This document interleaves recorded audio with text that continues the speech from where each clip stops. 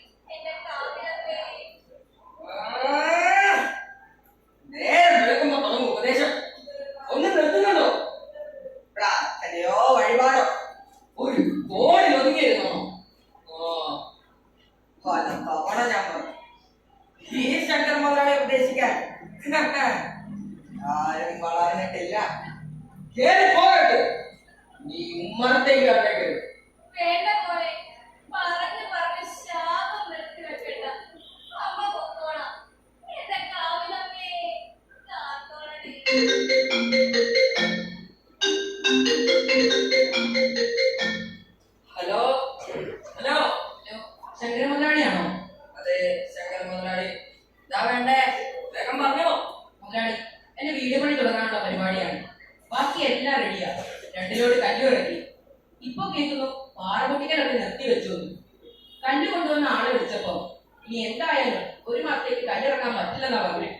എന്നെ ഒന്ന് സഹായിക്കാൻ പറ്റുമോ? കാശ് എത്ര വേണേലും മുടക്കാം.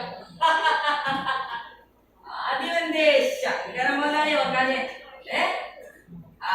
അതുപോലെ സാധനം ഇന്നവിടെ എത്തിക്കും. എത്രയോടാന്ന് പറഞ്ഞാല് വിലപേശലില്ല.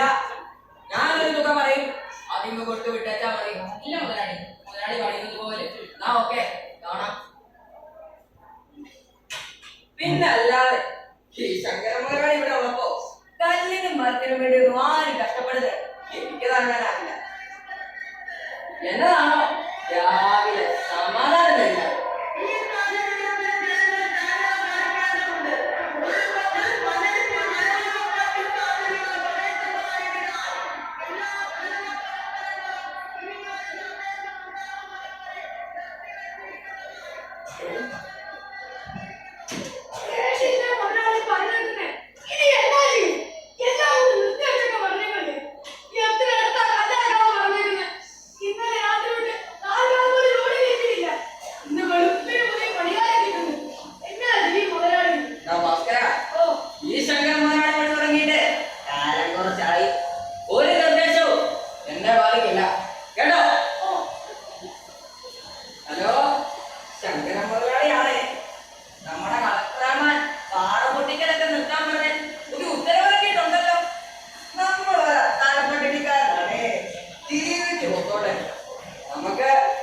അറിയാലോ ഏ എന്റെ മുതലാളി, നിങ്ങളൊക്കെ അത്താഴപ്പട്ടിക്കാരനാണെങ്കിൽ നമ്മളൊക്കെ എന്നാ പറയണം?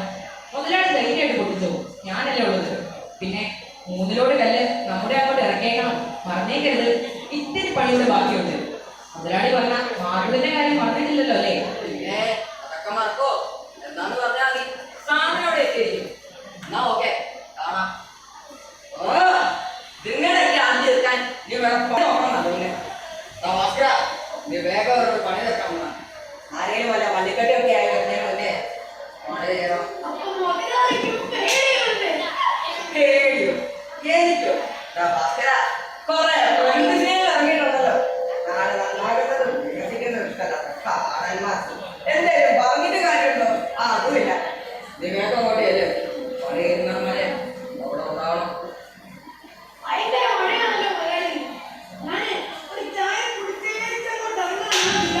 നിന്റെ ഒരു ഡയലോഗ് വേണ്ട. പോവാൻ വന്നാ പോവാം.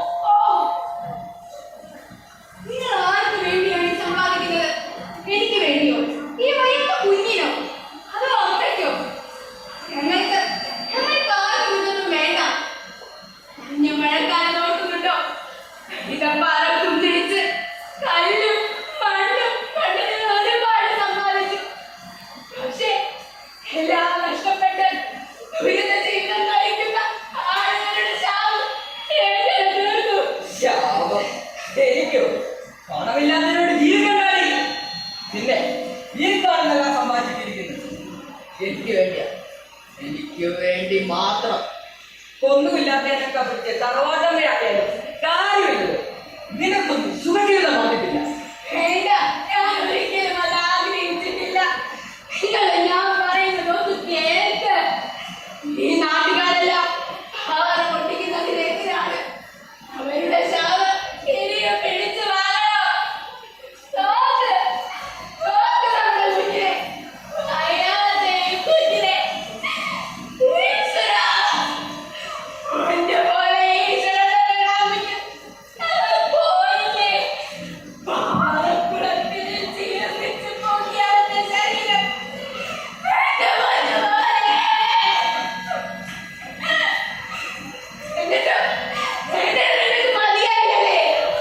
പണത്തിന് പിന്നാലെ ഈ പോക്ക് നാടിനെ തന്നെ നാശത്തിലേക്ക് എത്തിക്കും. വേണ്ട, നമുക്കൊന്നും വേണ്ട. പറയോ എവിടെ തൊട്ട് കളിക്കുന്നത്? ഇതിനല്ല. മഴയുടെ ശക്തി കണ്ടോ? അന്തരീക്ഷത്തിലെ മാറ്റം കണ്ടോ? എന്തോ വലിയൊരാപത്ത് വരുന്നത് പോലെ നിർത്താൻ പറയൂ. ഛീ, കഴിഞ്ഞ ഉപദേശം നീ തുറന്നു പോകരുത്. എനിക്കാണ് ഉപദേശം വേണ്ട. എന്താ ചെയ്യേണ്ടതെന്ന് എനിക്കറിയാം. ഇവിടുത്തെ അധികാരികളുടെ അനുമതിയോടുകൂടി തന്നെയാണ് ഈ ശങ്കരൻ മുതലാളി പണിയാണ്. ഒന്നുമില്ലായ്മയിൽ നിന്ന് വളർന്ന് പന്തലിച്ചിരിക്കുന്ന ഈ ശങ്കരൻ മുതലാളിയെ അധികമായി ഉപ്പാടും ആ പാറമടക്കളത്തിൽ കെട്ടിത്താട്ടി ഞാൻ എല്ലാത്തിനും. ശങ്കര, നിർത്ത്. നിനക്കെന്താ പ്രാന്ത് പിടിച്ചോ? ഈ പാവം കുഞ്ഞിന്റെ കണ്ണീരും ഈ പെണ്ണക്ക് വരുന്ന ദുഃഖം നാട്ടുകാരുടെ ശാപമായിരുന്നു. എന്റെ ശങ്കര, ഒരു നിർത്തിക്കൂടെ? മഴയുടെ ശക്തി കൂടിക്കൊണ്ടിരിക്കുന്ന തേവതൂടെ കലങ്ങി മറിഞ്ഞോടുന്നത്. മലയുടെ ഭാഗം ഇടിയുന്നത് പറയണേ. നാട്ടുകാരെല്ലാം ഭയപ്പാടില്ല പോലെ. ഇപ്പോഴും നിങ്ങൾ തൊഴിലാളികൾ അവിടെ അവിടെ പാറ പിടിച്ചുകൊണ്ടിരിക്കുന്നതെന്നാ അവര് പറയുന്നത്. അത് നിർത്താൻ പറയും. ഒരു നാടിന്റെ നാശികളെ ഈ കാരണമാകും. ഒരെണ്ണത്തിന്റെ വായ അടപ്പിച്ചതുള്ളൂ. നിന്നെ ഭ്രാന്ത് പിടിപ്പിക്കരുത്. ഓ അകത്ത് പോകാം. നിങ്ങൾ പണത്തിന്റെ നീരാളി പിടുത്തത്തിൽ കെട്ട് ഭക്തരായിരിക്കുന്നു. ഇത് ഞങ്ങൾ ആരും ഒന്നും പറയാനില്ല. ഇല്ല, എന്റെ ദേവരെ, ഞങ്ങൾ പോകുക. അടുത്തു. ഇത് കെട്ടിപ്പടുത്തതൊന്നും ഞങ്ങൾക്ക് വേണ്ട. എല്ലാം അവസാനിപ്പിച്ച് ഞങ്ങൾ ഇറങ്ങുന്നു. കോന്തോടിയാ വേര് വരെ. ഇതൊന്നും കണ്ട് വായിക്കുന്നവനല്ല ഈ ശങ്കരൻ മുതലാളി. പോ, എല്ലാം പോ. നിങ്ങൾക്കൊക്കെ ആ മല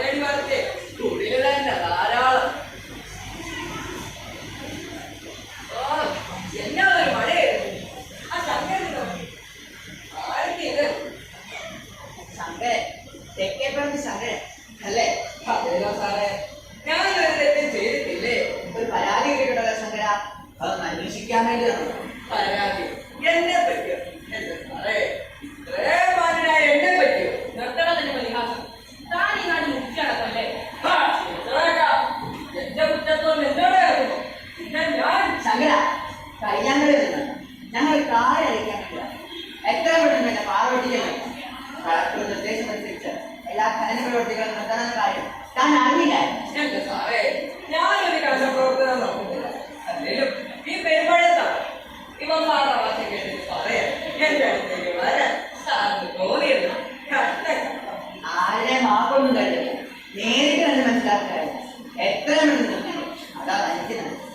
ഞാൻ സാറേ, ഇതൊക്കെ ഈ ശങ്കര മുതലാളി കുറെ കണ്ടിട്ടുള്ളതാ. കണ്ടോ നിങ്ങളെ എമ്മാനെ?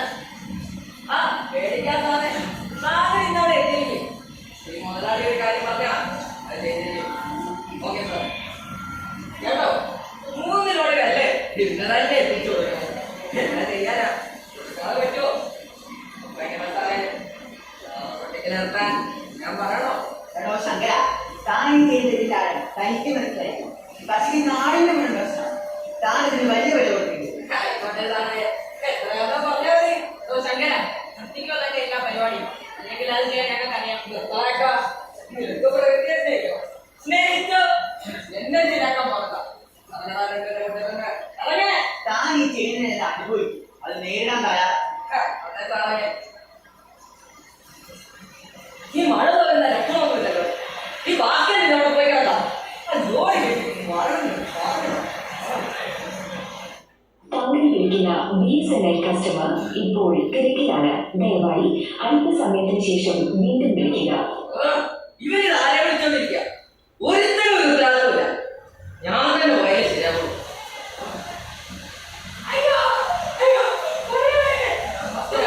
എന്താ സംഭവിച്ചേ? എന്താ കാര്യം? ഞാൻ ജോലി കഴിഞ്ഞുണ്ടോ?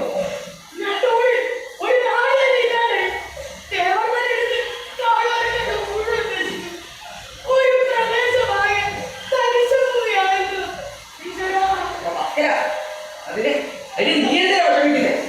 നമ്മൾ കേട്ടല്ലേ, നമ്മുടെ കുടുംബം കേട്ടല്ലേ.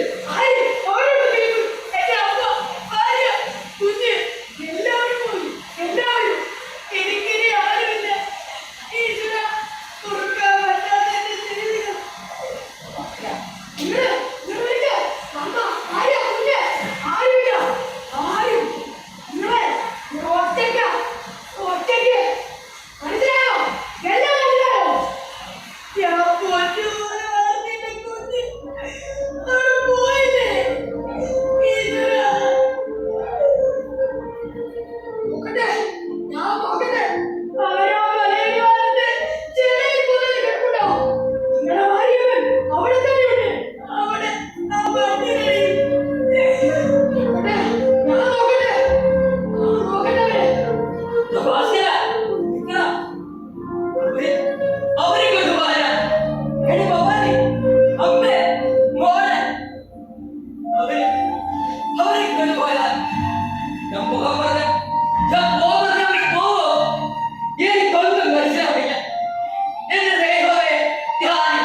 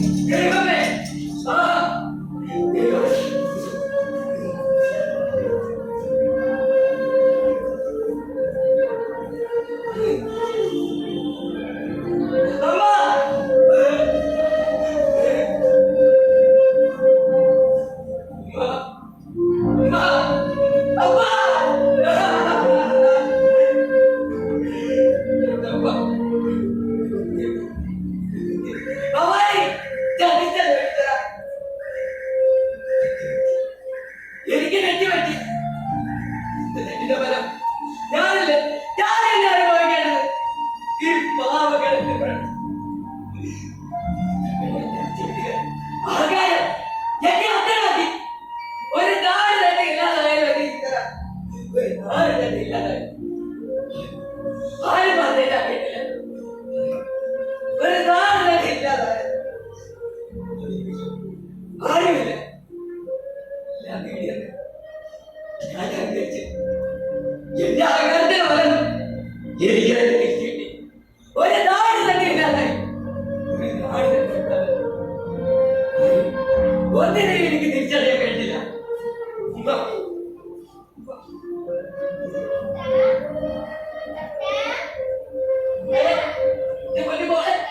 മോളെ